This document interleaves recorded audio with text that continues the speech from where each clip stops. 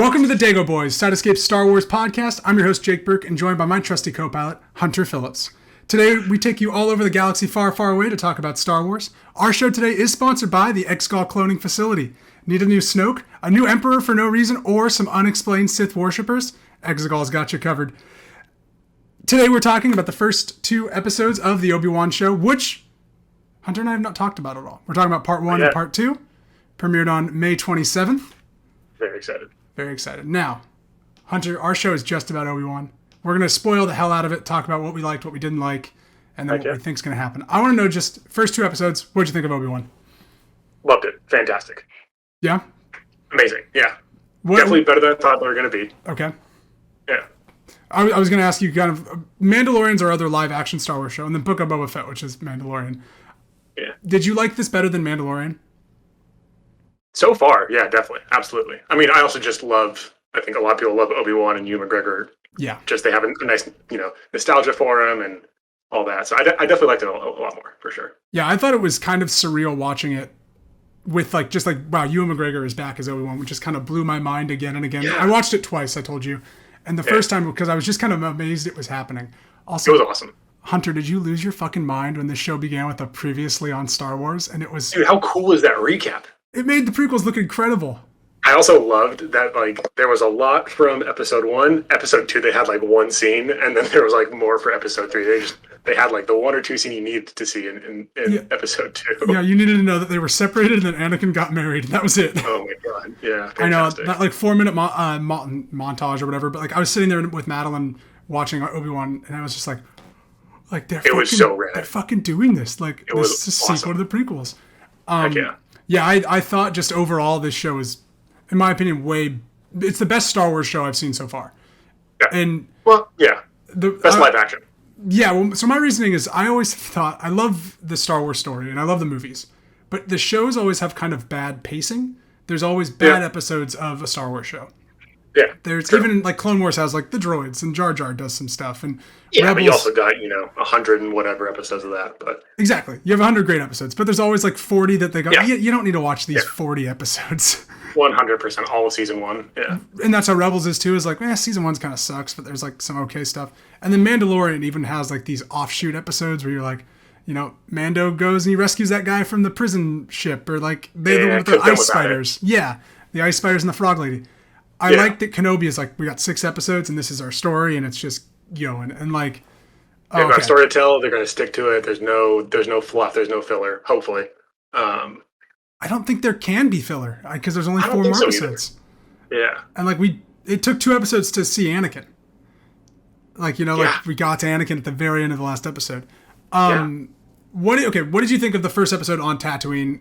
Obi-Wan dealing with Owen and kind of just him being really away from everything, from the Force, from everything. I thought it was great because you can kind of see they did a really good job of. I mean, he even says it in the show that he's not the same person that he was, 10 years ago, and they do a really good job of showing that, when he's doing his little sashimi job, and the boss picks on that one guy who doesn't get enough pay, and he just kind of stands back and then does his own thing. So he isn't the same person, and they're doing a good job of setting up how broken he is. Mm-hmm. There was some stuff that I really didn't love. Or we should be jumping around doing our thing. Yeah. What did you not love? I'm curious. I don't love Reva. Okay. Reva. Yeah. Yeah, I just think she's a little over the top. I'm sure she'll be fleshed out more as the show goes on. I think she's supposed to be over the top. I think she is. Yeah. Her character's trying really hard to be this aggressive asshole evil person. And I have a theory with her. My theory is that she was one of the younglings in the beginning of that show. So the show began with Order 66, which was awesome.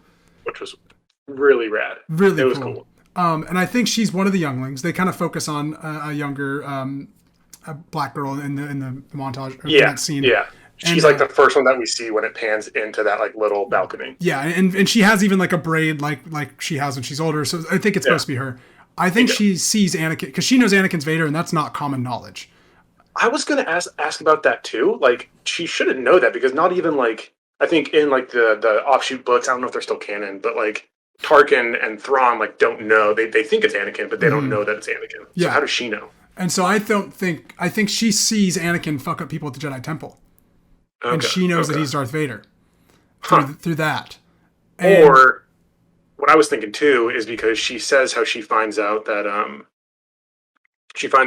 Obi-Wan and Bail Organa were working together in the archives. So she also could have found that same hologram that Obi-Wan found in Episode 3 that shows him being inducted into the Sith by as Darth Vader. Yeah, I think that's very much true too. I think she's trying to kill Anakin.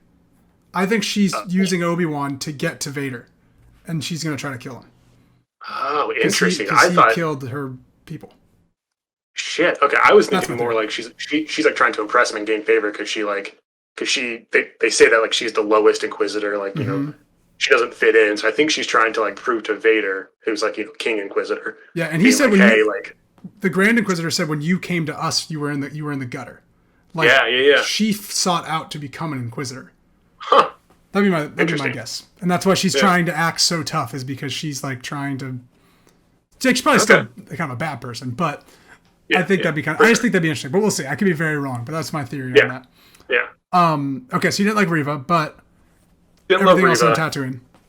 Everything else was fantastic. Like I did like some of her stuff, like when she was addressing the crowd when Obi-Wan was hiding in like his little pen. Cuts off the girl's hand. Cuts off the woman's hands. Yeah. Wild. Yeah.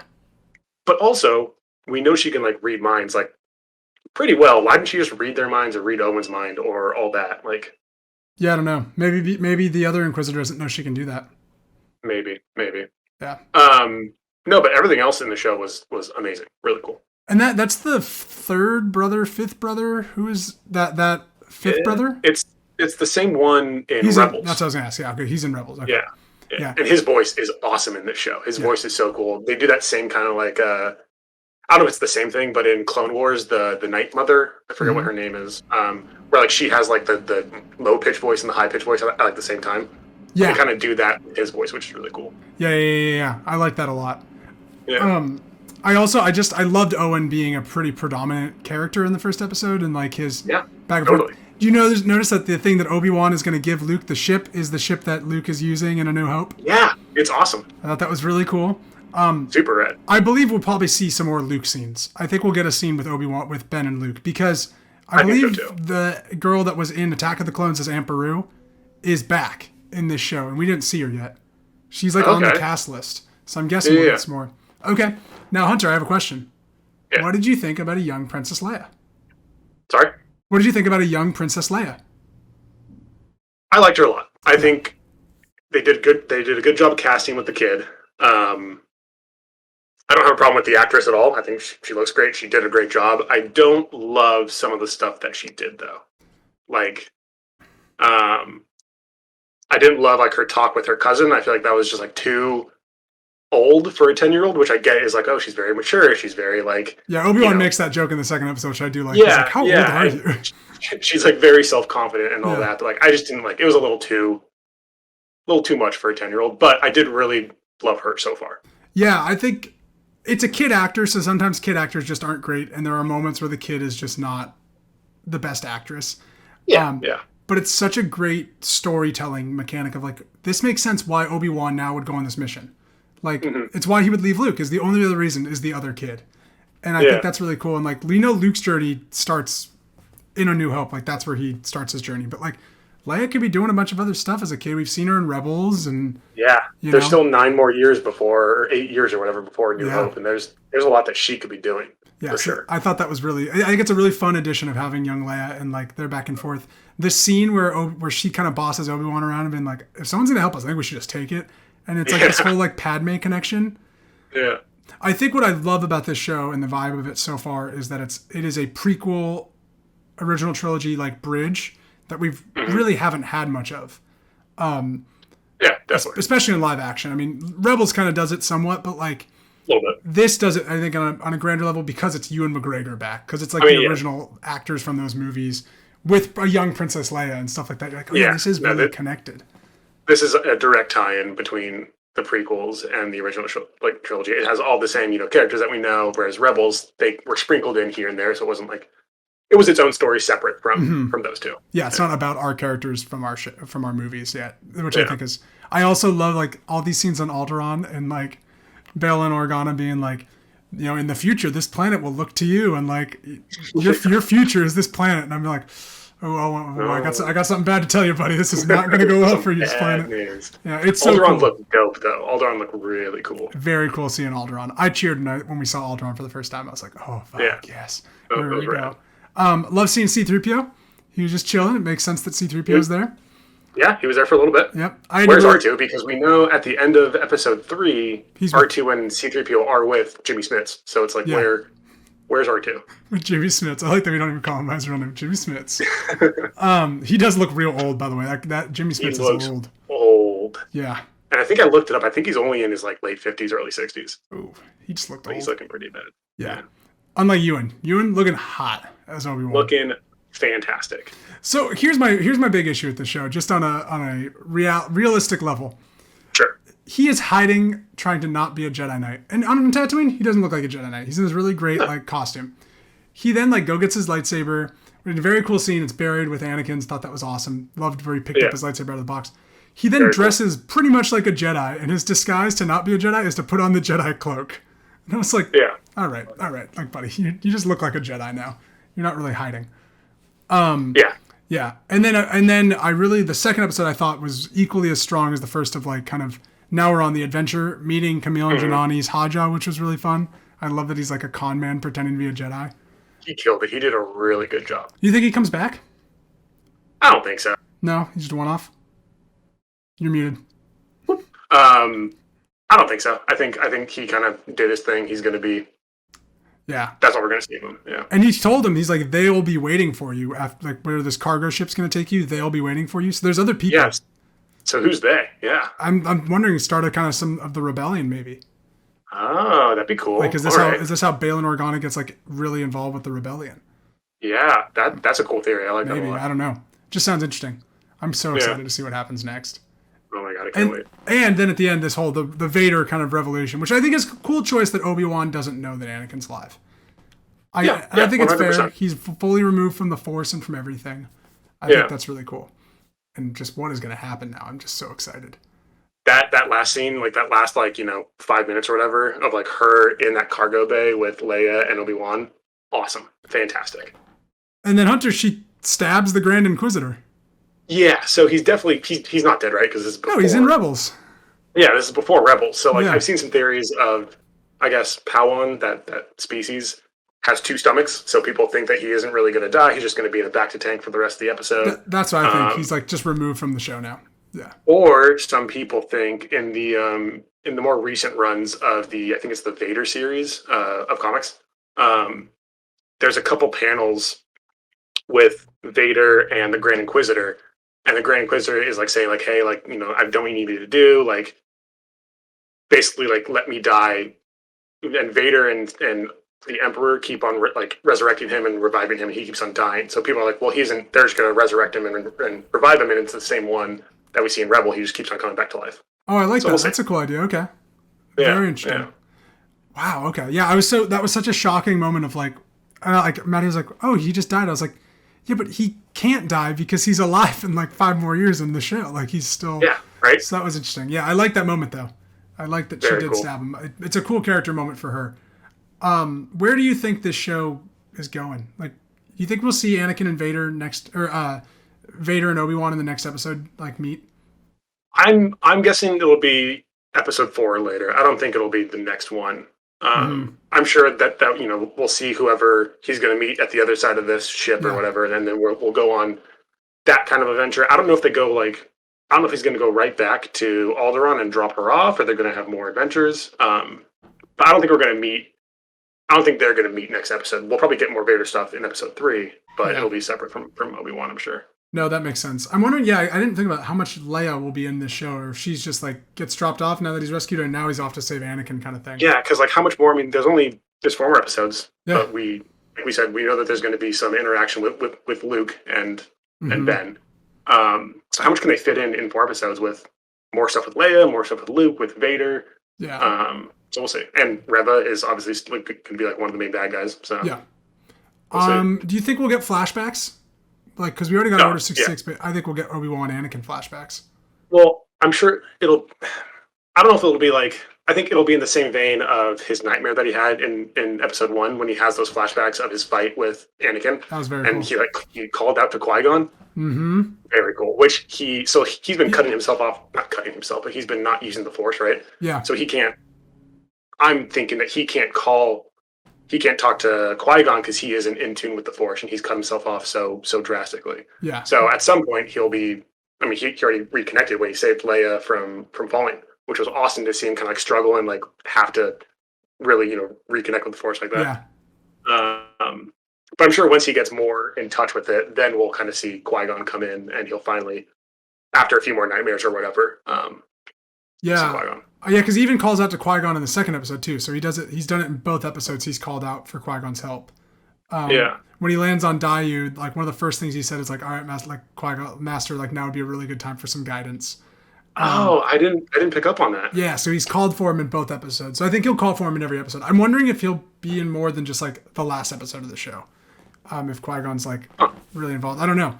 I mean, at this point, I could see where Obi-Wan goes to Dagobah for fucking 5 seconds to talk to Yoda at this point. That'd be pretty rad. Because does he know where Yoda is?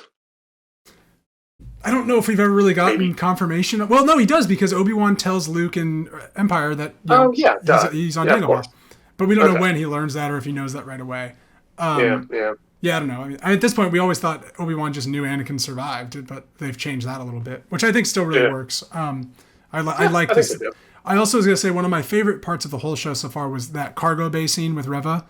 And when Obi-Wan pulls out his lightsaber, and he's like really struggling to even have to use the lightsaber. And I love that he doesn't. Like, he doesn't turn it on or anything. Like, he's trying so hard to not have to be a Jedi again. I know. At some point, we'll see him turn it on. I'm very excited for it. But it is really cool, like, seeing him fight this, like, conflict inside of himself of, like, he isn't the same Obi-Wan. He has to, like, kill his own past and forget about it. Yeah. It's very cool. It's very cool. It's very fascinating. I just can't wait. I just think the show is written very well and paced very well. And there is such a love for the prequels in it, which I think is really cool. The clone trooper part, how cool is that? Yeah. Very awesome. And he's one of the 501st. I know. How haunting is that? Rad. I had to explain that to Maddie of like, so this is why this is important, and he's a 501st, which is like, he's Anakin's clones. So why didn't he recognize Obi-Wan, right? Because, like, 1, he should know to kill Jedi. 2, he was, like, Obi-Wan and Anakin were always together, and the 501st was Anakin's Legion. So, like, why doesn't he recognize him? Now, I'm wondering if more stuff happens to the clones, like we'll see in the Bad Batch, of, like, how do they kind of get rid of all these clone troopers? And does the Empire, like, wipe their minds, or what do they do to, like, just the standard clone that was kind of involved in the army? That transition. Which I think we'll see in the Andor show, because there were clone troopers in the Andor show, which is really interesting. I'm just fascinated. And this is such an interesting time period, this 10 years before. I don't know anything about it. It's very cool. Yeah. It's also, this show, Obi-Wan, is going to be set the same exact time that the next Jedi Survivor, Jedi Fallen Order sequel is set. It's the exact same amount of years away from Order 66. So. We're going to get some tie-ins? Oh my God. We're going to get some hints? Could we see, like, dude, what if the people waiting for him is Cal Kestis? Yeah. How cool would that be? That'd be so, it would never happen, but it would be so cool. But we're going to see a live-action Cal Kestis at some point, right? We have to. I mean, I believe so. We have to. There's a reason why he's the exact same character. Like, or, they modeled the voice actor exactly like they modeled the character exactly after the voice actor. Yeah, and they've been very open about talking about, like, they had to make sure the canon connects to everything, and, like, even the video games and stuff has to all fit into the story, and it's like, interesting. All right. Why do you have to do that? No, but Dayu was awesome. Super cool city. I really loved it. You like the Star Wars drug lab, the meth lab? The meth lab was awesome. The spice lab? Him, like, sneaking around, blowing up the thing. Did he blow up the thing with the Force, or did he do something to it? So I was just thinking that. I think it was the Force. At first I thought it was the Force, but he struggled so much to save Leia. I just kind of assumed that maybe he, like, turned up the thing when he walked by, because he has his back to it, and then he, like, it's probably runs out. So I'm just guessing that he turned it on, like turned up the heat or whatever. But yeah. I like that whole sequence too, where he, like, sneaks by, grabs the guy's card. Like, Obi-Wan's just so slick, and we don't see that a lot in the movies, so it's cool to, like, see him in action. We see a lot in Clone Wars and stuff, but Yeah, Not and in you see this. him kind of get like the shit beat out of him when he's not He's good at bleeding. fighting. He's bleeding, Yeah, and yeah, I love that. And I love how he escapes by throwing down the spice and like gets those guys very super cool. high. I Yeah, just thought it was such a clever sequence, and we were talking a lot, Maddie and I, after watching the episode of like, I'm so happy that he already rescued Leia. yeah, Like yeah. that could have been 3 episodes, and it's like I Hmm. think that's what excites me about this pace of the show is it's like, nope, he's already got Leia. We're already on to the next planet. Like we're Yep, telling a you're in, lot of you're out. story here. Yeah, Next thing for sure. yeah. Like Anakin's back. Like we're gonna see next episode is Anakin. Like I can't. I can't wait. I wouldn't be surprised if it's a lot of Anakin next episode. Like Yeah, could be. I mean, I'm so excited for what they are going to do with Anakin and Obi-Wan in this show. I just Yeah, kind of can't believe we're here. It's very cool. that was great. And So that little girl on Dayu that is the spice trader uh-huh. or spice dealer is Ewan McGregor's actual daughter, which is really cool. Oh, that's cool. And she says I was someone's daughter once. That's so Yeah, funny. yeah, it's That's awesome. really cool. I like that a lot. Well, and then his wife, Mary Elizabeth Winstead, who's been in some other movies, she's in the Ahsoka show as an unnamed character. Oh, right on. All right. Yeah. So Heck they yeah. have a whole Star Wars family now. Yeah, I mean, where do they go? Do they fight on Mustafar again? Like, I keep feeling like we're gonna go back to Vader's Oh. castle, right? I was gonna say, are we gonna see Vader's castle? I think we have to. We know that they're gonna go to the Inquisitor place. Like, that's the only thing from the trailers that we haven't seen. Everything else from the trailers has been shown, which is crazy. Yeah. Except for like that there's a close up on Obi-Wan where he sees Vader for the first time. And there's that one scene where he like turns around and shoots somebody in the trailer, which we haven't seen yet. Okay. I don't think, Okay. because we've only seen him on the rooftop fight, which also I didn't love the rooftop fight. I didn't going back to Reva, like her force parkour was just way too like you could see the wires and it was just like way too. It was really I didn't floating love over it. the top, but I was like, maybe she would. I love her jump down though. Her jump down was like, you are like up your own Yeah. ass. Yeah, it just seemed a little unnecessary, and like she was so far away. I feel like that she didn't make much ground. She was late anyway, so it's I like, know. The one thing I really don't love about this show, and actually when I watched the second time I fast forwarded it, was anytime like Leia's trying to escape, she like the first you're muted by the way, Hunter. I don't know how you keep doing that. But she like the first time she's trying to escape like through the forest, and I'm like, how are 3 grown men not catching this? was so bad. She goes under like a fallen log that's like waist height for somebody, and the person just can't go over that. Yeah. It was so bad. It was really bad. And then same thing when Obi-Wan's chasing her, there's a very similar vibe. I didn't love that either. I was just like, it's a kid. You're a grown man. She runs into the like laundry, like the hanging laundry, and like Obi-Wan's like, can't go there. She got me. Damn it. She knows my weakness. I did not love that. That wasn't great. I think that's like the 2 really bad moments of the show. Yeah. And other than that, I think it was really great. But like, those 2 are like the moments of like, yeah, okay, all right. I do love that Leia like doesn't initially just trust Obi-Wan. I think that's really cool. Very Or cool. Ben, as she calls him. Especially like when she sees the bounty on him, and she's like, "Hey, like you're the reason why they took me. Like, who are you? Like I don't trust you at all." Yeah, very cool. Very cool. Also, it's great that they're going to kind of explain why Kylo's name is Ben after all these years, because Ben rescued her when she was a kid. Very cool. So, but when he like the heartbreaking scene, not heartbreaking, but like very heart wrenching scene when he like stops and looks at her and like says that she reminds him of Padme. Very sweet, very cute. Yeah, that's like one of my favorite moments of the show. It's just such it's great seeing like just like a broken Obi Wan Kenobi, and like he just is a completely different person. And I think that they're doing a really good job of showing that. I love that scene when that young Jedi who the Inquisitors are hunting for on Tatooine sees Obi-Wan and he talks to him at night, and he's like, "What happened?" He literally is like, "What happened to you?" And he's like, "We lost. Like we're done. Yeah. Walk away. Like hide." I'm like, I love like that's where he's at. Like he tells him to go bury his lightsabers, which is exactly what he did, and just forget about everything. It was awesome. That whole like lead up to Obi-Wan leaving Tatooine, which I'm cool. I'm really glad that the first episode he's just on Tatooine, and then like, okay, we're off Tatooine. You don't have to worry about this anymore.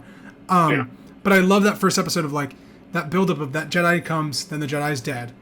Mm-hmm. Then he's sitting there just like thinking about it, and Organa calls him on his like communicator he hasn't used in a long time.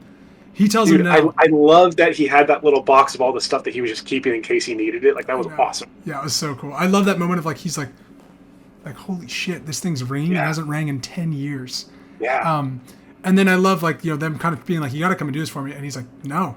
And then the fact that he goes directly to Obi-Wan was like such a moment of like, dude, are you fucking kidding me? Like, this is my daughter. This is not, we ain't fucking around. Yeah. And I love this stretch of like, she's equally as important as Luke. Like, do you not get that? Yeah, because he's like, my duty's to the kid, or to the boy. Like I'm not going to leave the boy's side. Yeah. Which, interesting that he did that when he knows that now the Inquisitors, like, are on planet, threatening Owen, threatening his family, but he left anyway, which, whatever. But yeah. I thought that was interesting. Yeah, I think they got the young Jedi, so he's like, okay, they're probably gone. Because they really don't know I'm here. Which makes somewhat sense. But I do see what you're saying. But I just love, like, it's a great motivation to get Obi-Wan to leave. And that moment of the lady being like, you coming? Like, it's very heavy-handed. But I really, it's like got a great Star Wars-y feel of like, yeah. I didn't love the flash of the lightsaber. No. I feel like he'd be a little more careful than that, but... Well, it's like when he's changing in front of Leia in the next episode, she's like, oh my god, you're a Jedi. That's a lightsaber. He's like... And then she's like, use the Force, make me float. And he's like, I can't be a Jedi. I can't use my Jedi powers. And there's like a stormtrooper right there. I'm like... Wait a minute. And these people are like freaking out. You're on this like criminal planet. I know. Yeah, but I think it's been great so far. Can't wait for the next... Oh, 100%. I'm really bummed that it's only one episode at a time, though. It's going to be painstaking to... I was going to say, it's a rough way to start it, because now I'm just going to want to watch 2 hours of Obi-Wan at a time instead of... I know. And they put it out early. I was planning, I think I told you I was going to plan to stay up at midnight and watch it all. Like the first episodes, because I was just so excited. And then we were about to watch like Modern Family or something on TV, and I was like, let me just see if they put it up, because it's Star Wars Celebration. They're all kind of building all this stuff up. And I texted you right when I found it. I was like, this is the best news ever. I was like, this is awesome. Thank you so much. What are some just like, you have any like kind of bigger predictions for what's going to kind of go down, or things that you're thinking about could happen? Or I mean, I don't really know if I have that many predictions, but I'm really looking forward to the eventual fight between Vader and Obi-Wan. Is going to be fucking awesome. Yeah. Do you think we'll get like more than one fight between them? I don't know. I don't think so. I'm sure I'm not sure, but I think it'll just be like one major fight. I don't think they'll find each other again inside the series. Yeah, I'm curious kind of like how much interaction they actually have together. Yeah. That's, I think, what's more fascinating to me is like how much do they actually have of like scenes where they're talking, and how they use Hayden Christensen as Vader. I was gonna ask, are we gonna see Hayden Christensen in the series more as Vader in the present day?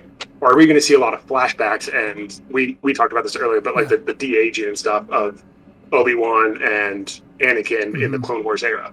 I definitely think we get de-aging stuff. I really am convinced that we will get like either like a big long like stretch of scenes where like it's just a flashback of him remembering something about Anakin, or like a lot of like vignettes of it.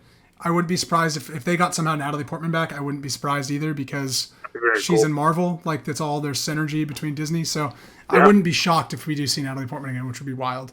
Awesome. Yeah, I'm convinced there's de-aging. I'm convinced that we'll get a lot of like talking scenes between Obi-Wan and Darth Vader. Like, I think their first interaction is a lot less aggressive than we think it will be, which I think will be kind of cool. Okay. Yeah, and I think we'll see Yoda. I think we'll see definitely Qui-Gon, at least for like an episode. Qui-Gon will be in like the whole thing. For sure. So I just think that's all so exciting. Yeah, it's wild where we're at. And I think we get like a really good closing scene with Luke and Ben. So I hope so. That'd be very cool. Yeah. Very cool. So I just can't wait to where this goes. It's rad, dude. I'm so excited for it. Yeah, and like the fact that they put Tamara Morrison as a clone that just for like a quick scene, and that's it. It just it did another kind of that bridge that this is doing with the prequels of like, oh yeah, he is like all the clones and stuff. That, I mean, this means he's going to be Rex. This means he's going to be a live action Rex. Interesting. Okay. I 100% think that. I wonder if he'll be back as like in flashbacks as Commander Cody or Rex or something. Interesting. Yeah, that'd be actually really rad. I'd be super into that. But Ahsoka, I mean, Rex has to be in Ahsoka. Yeah, I think so too. So what is the time period for Ahsoka? It's during the Mandalorian era, right? Yeah, it's presumed that it's like around Mandalorian stuff. Can he be alive for that long? I believe so. Because I know, was it a rumor or was it canon that he was in the Battle of Endor? I don't know if that's canon anymore, if that's like retroactively just what fans did. But I believe it. Hold on. Yeah. I'll look it up while we're talking. But okay. Yeah, because I'm just thinking that like it's because he has the accelerated aging and all that. Yeah. I just don't know how much he can live for. The Rebels series, especially. Yeah, it confirmed that Rex did fight at the Battle of Endor. Okay. But did not. Okay. But it didn't go as far as to confirm that is him. But it did say that, in Rebels season finale, it confirmed that Rex did fight at the Battle of Endor. It's just going to be weird because we have him play. He'll be playing Rex, right? Tomorrow. Yeah. Forget his last name. But also he played Boba Fett, which is in the same time period, and Boba Fett's looking old as shit, and he's not supposed to have the double aging. They're saying that the thing I just read that we would put him at like 37 years old or something, or 47, and it's double his age as the accelerated growth. 42. So Mandalorian time would put Rex at like 42, which would double him, so he'd be 84. So he could be just this ancient old clone. Ancient dude. Still kicking. So Boba's supposed to be 40, 42, or 47, whatever. Yeah. That's a rough. He looks like a 55-year-old. Well, he was stuck in the Sarlacc pit. Maybe that just like helped age him up a little bit. That's what we're thinking. Very exciting. Well, any final thoughts before we close out right here? No, I'm just jazzed. I mean, these are some of the best episodes of live action Star Wars ever. I mean, this is awesome. I'm so excited for it. Yeah, it lived up to my expectations for sure. Yeah, and, can't wait. It makes me very excited for more Star Wars limited series. Yeah. I do love just the, hey, this is it. This is what we're going to tell. No sequels. Yep. We just have our story. We have our 6-episode story, and that's it. It just feels like a long-ass Star Wars movie. It's really cool. Yeah. It's really cool. Thank you so much for watching this episode of the Dagoboys. We will be back every week talking about Obi Wan. We also have an episode about everything kind of announced at Star Wars Celebration, and maybe we'll talk about our journeys at Star Wars Celebration sometime in the future.